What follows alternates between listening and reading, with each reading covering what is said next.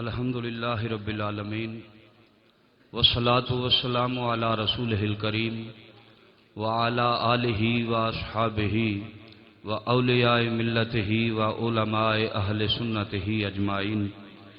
اما بعد فاعوذ باللہ من الشیطان الرجیم بسم اللہ الرحمن الرحیم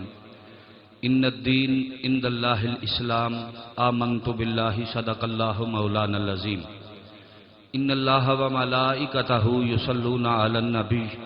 یا ایہا الذین آمنوا صلوا علیہ وسلموا تسلیما الصلاة والسلام علیک یا سیدی یا رسول اللہ وسلم علیک وعلی آلک واصحابک یا محبوب رب العالمین اللہم صلی علی محمد وعلی آل سیدنا و مولانا محمد بعدد کل ذرۃ مئات الف الف مرۃ وبارک وسلم اللہم نور قلوبنا بالقرآن وزین اخلاقنا بالقرآن ونجنا من النار بالقرآن وادخلنا الجنۃ بالقرآن۔ نگاہ ولی میں یہ تاثیر دیکھی، بدلتی ہزاروں کی تقدیر دیکھی، نگاہ مرد مومن سے بدل جاتی ہیں تقدیریں، گر ہو ذوق یقین پیدا تو کٹ جاتی ہے زنجیریں۔ انتہائی قابل سعادت احترام زینت محفل، شمع محفل، رونق محفل، پروردائے آغوش ولایت، مجاہد ملک و ملت، پیر طریقت، راہبر شریعت، صاحبزادہ والا شاہ قبلہ پیر سید فیصل محمود شاہ صاحب گیلانی، زیب سجادہ نشیں آستانہ عالیہ چورا شریف، انتہائی قابل سعادت احترام پروردائے آغوش ولایت، پیر طریقت، راہبر شریعت قبلہ پیر سید ظہیر الحسن شاہ صاحب، صاحبزادہ والا شاہ پیر سید بدیع الزمان صاحب، معزز واجب الاحترام مشائخ عظام علماء کرام، سامعین و حاضرین و ناظرین، اس میں کوئی شک نہیں کہ اللہ کے ولیوں کی دھرتی آستانہ عالیہ چورا شریف ہے، اور اس میں بھی کوئی شک نہیں کہ اس آستانے کی اور اس آستانے سے منسلک جو جگہ ہے وہ مٹی بھی جو ہے وہ بھی ہمارے لیے قابل رشک ہے۔ پاک و ہند میں دین اسلام اللہ کے ولیوں کا فیضان ہے۔ آج تک اللہ کے ولیوں کے غلام ان کی زبانوں پر یہ نعرہ جاری ہے کہ اولیاء کا ہے فیضان پاکستان پاکستان۔ بلا شک و شبہ یہ اللہ کے ولیوں کا فیضان ہے، اور یہ وہ ہستیاں ہوتی ہیں کہ جن کی نگاہ ولایت سے بدبخت خوشبخت ہو جاتے ہیں، نامراد بامراد ہو جاتے ہیں، شکی القلب جو ہیں وہ سعید القلب ہو جاتے ہیں، اور جو راہوں سے بھولے ہوئے اور بھٹکے ہوئے ہیں ان کو اللہ رب العالمین صحیح راہوں پہ چلا دیتا ہے۔ اللہ کے ولیوں کی درگاہیں بالخصوص عرس مبارک کے حوالے سے مجھے حکم دیا گیا۔ عرس کا معنی ہوتا ہے شادی۔ حدیث مبارکہ میں آتا ہے کہ جب بندے کو قبر میں رکھا جاتا ہے، آتان ملکان، اس کے پاس دو فرشتے آتے ہیں، ایک منکر دوسرا نکیر۔ پھر اس سے سوال ہوتا ہے من ربوں کا، دوسرا سوال ما دینوں کا، تیسرا سوال ما کنت تقول فی حق ھذا الرجل۔ جب ان سوالوں کے جواب صحیح دیتا ہے، من ربوں کا ربی اللہ، ما دینوں کا دینی الاسلام، ما کنت تقول فی ھذا الرجل، جب حضور کے بارے اشارہ کر کے پوچھا جاتا ہے کہ بتا اس محبوب کے بارے تو کیا کہتا رہا، پھر جب وہ برملا کہتا ہے ہوا محمد الرسول اللہ، یہ تو وہی یار ہے، یہ تو وہی محبوب ہے کہ جس کی جدائی میں میں نے ایک ایک پل گزارا، ایک ایک لمحہ گزارا، ایک ایک گھڑی گزاری، اور میرے اعلیٰ حضرت کا تو اپنا ہی انداز ہے۔ آپ فرماتے ہیں کہ مجھ سے خدمت کے قدسی کہیں ہاں رضا، مصطفیٰ جان رحمت پہ لاکھوں سلام۔ جب فرشتے مجھ سے پوچھیں گے کہ بتا احمد رضا تو اس محبوب کے بارے میں کیا کہتا رہا، تو میں برملا ہاتھ باندھ کے کھڑا ہو جاؤں گا اور مودبانہ طریقے سے کہوں گا کہ مصطفیٰ جان رحمت پہ لاکھوں سلام۔ جب ان سوالوں کے جواب وہ صحیح دے لیتا ہے، سیاستہ کی حدیث کی کوئی کتاب اٹھا کے دیکھ لو، بخاری، مسلم، ابو داؤد، ترمذی، ابن ماجہ، حتیٰ کہ مشکات شریف تک یہ حدیث مبارکہ میں موجود ہے کہ جب جواب سوالوں کے صحیح دیتا ہے تو فرشتے اسے کہتے ہیں نم، اب تو سو جا، کا نومۃ العروس، ایسے سو جا جیسے دلہن سوتی ہے۔ عروس کا معنی دلہن ہوتا ہے، عریس کا معنی دلہا ہوتا ہے، اور عرس کا معنی شادی ہوتا ہے۔ روتے وہ ہیں، پچھتاتے وہ ہیں، گھبراتے وہ ہیں، پریشان وہ ہوتے ہیں جو مرنے پہ جاتے ہیں۔ ہم مرنے پہ نہیں آئے، ہم نور محمد چراہی کے آستانے پہ اس عرس کی شادی کی تقریب میں آئے ہیں کہ آج جس محبوب کے دین کی وہ تبلیغ کرتے رہے، جس محبوب کے دین کے لیے وہ دن رات جد و جہد کرتے رہے، کوشش کرتے رہے، جس دین اسلام کی سر بلندی کے لیے انہوں نے اپنی زندگی وقف کی ہوئی تھی، آج وہ وقت تھا کہ جب ان کی ملاقات اس یار سے ہوئی، اس محبوب سے ہوئی، اور پھر انہوں نے بھی جب دیکھا تو پھر برملا کہا کہ آئے فرشتوں نہ چھیڑو نہ چھیڑو، وہ عیادت کو آئے ہوئے ہیں، آج ہی ہم نے بدلے ہیں کپڑے، آج ہی ہم نہائے ہوئے ہیں۔ اے کہ فرشتوں یہ تو وہی محبوب ہے کہ جس کے لیے ہم نے پل پل گزارا، جس یاد کے لیے ایک ایک لمحہ گزارا، جس محبوب کے دین کی تبلیغ کے لیے، ترویج و اشاعت کے لیے ہمارا ایک ایک پل اور ایک ایک گھڑی گزری۔ حضرت جنید بغدادی رحمۃ اللہ علیہ، آپ کا واقعہ بڑا مشہور ہے کہ جب آپ قبر میں گئے تو فرشتے آپ کے پاس آئے اور آ کے کہتے ہیں من ربوں کا، بتائیے جی آپ کا رب کون ہے؟ تو جنید بغدادی رحمۃ اللہ علیہ آپ فرمانے لگے پہلا یہ دسو تسی کون ہو؟ انہاں پوچھا نہیں رب کون ہے؟ فرمایا دسو تسی کون ہو؟ وہ کہنے لگے اسی قبراں چوں حساب لینے والے فرشتے۔ فرمایا وہ تے میں ویکھیا تے مینوں پتہ لگ گیا، اے دسو ہو کون؟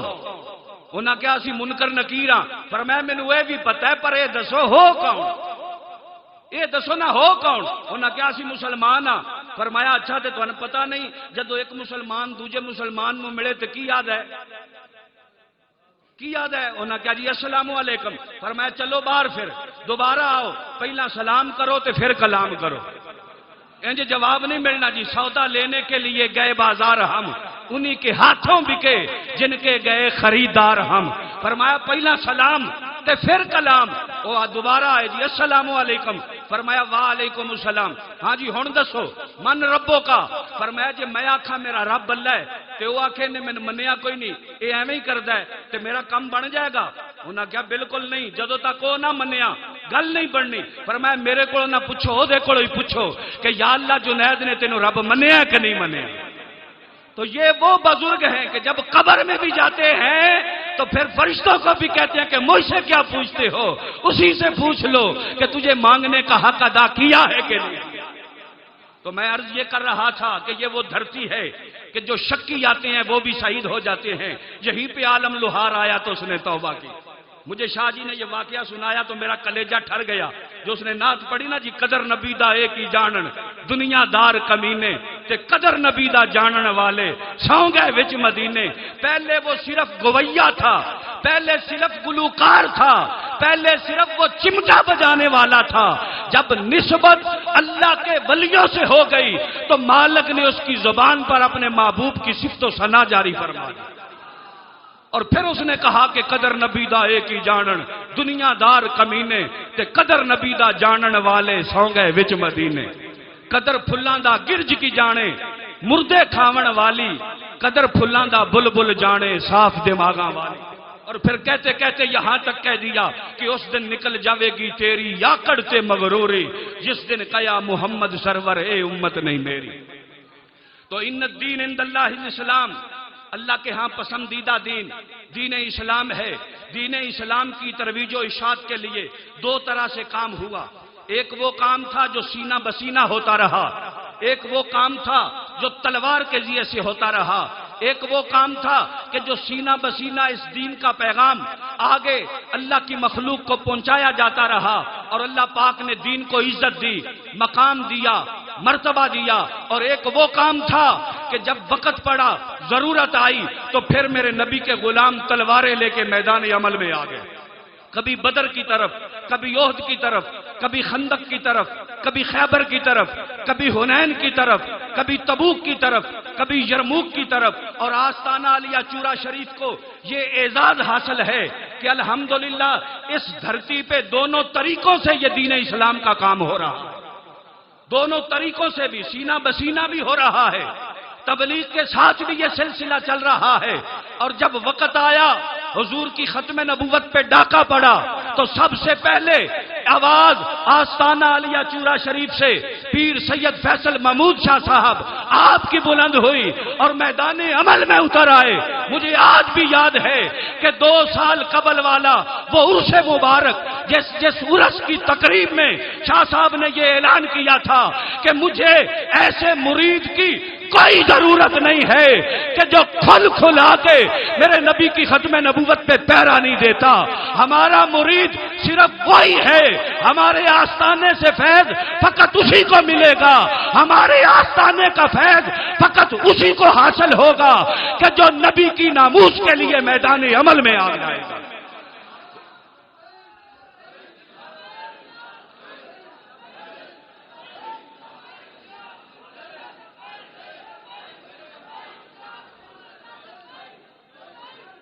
یہ بات اپنے مریدوں کے مجمع میں کہنی اتنی آسان نہیں ہوتی۔ جو جذبہ، جو ولولہ، جو انداز، جو جوش، اور جو اپنے نبی کی ختم نبوت کے پیرا دینے کا اعلان قبلہ شاہ جی نے سالانہ عرس مبارک کی تقریب میں کیا، بڑے بڑے جبے کبے والے، بڑے بڑے بلند قد و قامت والے، بڑے بڑے آستانوں والے، بڑے بڑے مریدوں والے جب یہ کام نہ کر سکے تو چورا شریف کے اس چشم و چراغ نے یہ کام کر کے دکھایا کہ ہمیں مرید عزیز نہیں ہے، ہمیں نذرانہ عزیز نہیں ہے، ہمیں دنیا کی بلے بلے عزیز نہیں ہے، ہمیں دنیا کا مال عزیز نہیں ہے۔ اگر ہمیں عزیز ہے تو مصطفیٰ کی غلامی عزیز ہے، نبی کی ناموس پہ پیرا دینا عزیز ہے۔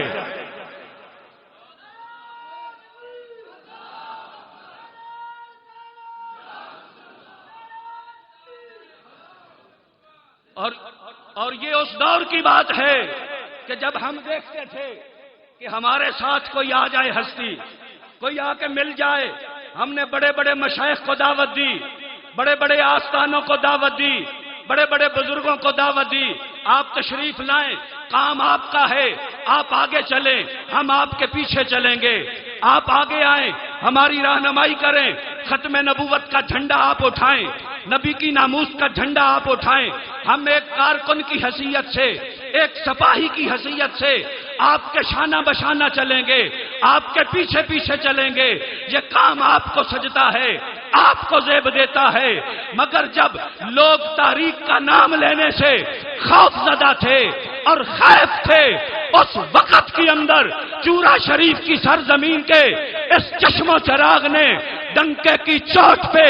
ببانگے دوحل یہ اعلان کیا کہ لوگوں ہمیں کسی مصلحت سے کوئی غرض نہیں، بس جب یار کی ناموس کا مسئلہ آ گیا تو لبے بام بھی پکارا، سرے دار بھی صدا دی، میں کہاں نہ پہنچا تیری دید کی لگن میں۔ کوئی ہمارے ہاتھ چومے نہ چومے، کوئی ہاتھ چومے پھر بھی واہ واہ، اگر نبی کی ناموس کے لیے ہاتھوں میں ہتھکڑیاں آئیں تو پھر بھی واہ واہ، اگر چورا شریف کی مسند ہو اور صدارت کی کرسی ہو پھر بھی واہ واہ، اور اگر نبی کی ناموس کے لیے جیل کی کوٹھڑی میں جانا پڑے پھر بھی واہ واہ، ہمیں کوئی سلام کرے پھر بھی واہ واہ، اگر کوئی رخ موڑ کے چلا جائے پھر بھی واہ واہ۔ جب لوگوں نے کہا کہ ہمارا اس مشن سے تعلق نہیں ہے، شاہ جی نے اس وقت بھی برملا یہ کہا تھا، میں کل بھی لبیک والا تھا، میرے بڑے بھی لبیک والے تھے، میں بھی لبیک والا ہوں، اور میرے آنے والی نسلیں بھی لبیک والی ہیں۔ رسول اللہ لبیک لبیک لبیک یا رسول اللہ لبیک لبیک لبیک یا رسول اللہ لبیک لبیک لبیک یا رسول اللہ لبیک لبیک لبیک یا رسول اللہ لبیک لبیک لبیک یا نہ ادھر ادھر کی بات کر، مجھے یہ بتا کہ قافلہ کیوں لوٹا، مجھے راہزنوں سے غرض نہیں، تیری رہبری کا سوال ہے۔ خطاب تو ہمارے علماء کریں گے، قائدین کریں گے، بہت سارے الحمدللہ خطابات ہوں گے اور بڑے علمی واعظ ہوں گے، میں تو بس شاہ جی کو مبارک دینے آیا ہوں کہ شاہ جی آپ کو مبارک ہو کہ جو جھنڈا آپ نے اٹھایا تھا، جس تحریک لبیک کے ساتھ آپ شانہ بشانہ چلے تھے، ہم آپ کو سلام عقیدت پیش کرتے ہیں، ہم آپ کو سلام عقیدت پیش کرتے ہیں کہ آپ نے نہ کسی مصلحت کو دیکھا، نہ کسی مصلحت کو آڑے آنے دیا، نہ حالات کا تقاضا دیکھا، نہ وقت کا تقاضا دیکھا، نہ راستے کی کھٹن منزلوں کو دیکھا، نہ مشکلوں کو دیکھا، مگر جانتے تھے یہ سفر نہیں آسان، بس اتنا سمجھ لیجیو کہ یہ آگ کا دریا ہے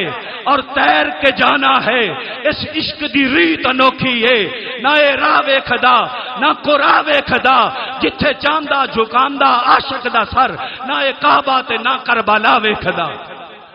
شاہ جی جانتے تھے کہ اب وہ وقت آ چکا ہے کہ نکل کر خانقاہوں سے ادا کر رسم شبیری، جب نبی کی ناموس پہ ڈاکہ پڑے پھر آستانے کی مسند پہ نہیں بیٹھا جاتا،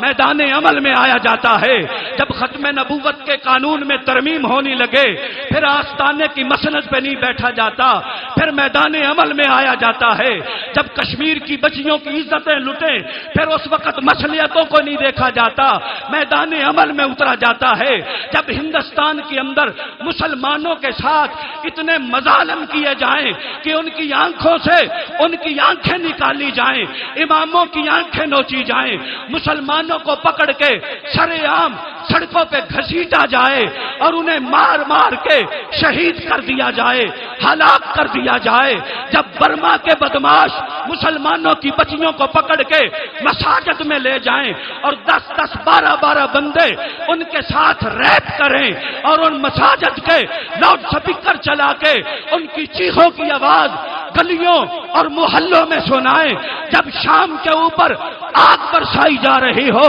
جب کشمیر کی بچیاں محمد بن قاسم اور صلاح الدین ایوبی کا منتظار کر رہی ہوں، جب عافیہ صدیقی سے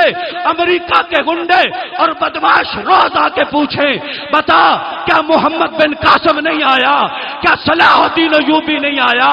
اس وقت پھر آستانے کی مسند پہ نہیں بیٹھا جاتا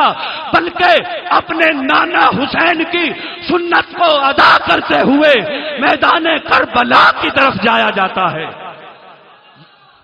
یار زندہ صحبت باقی، یا الہی تا ابد قائم یہ آستانے یار رہے اور آسرا ہم غریبوں کا برقرار رہے، وما علینا الا البلاغ المبین۔ زندہ باد زندہ باد۔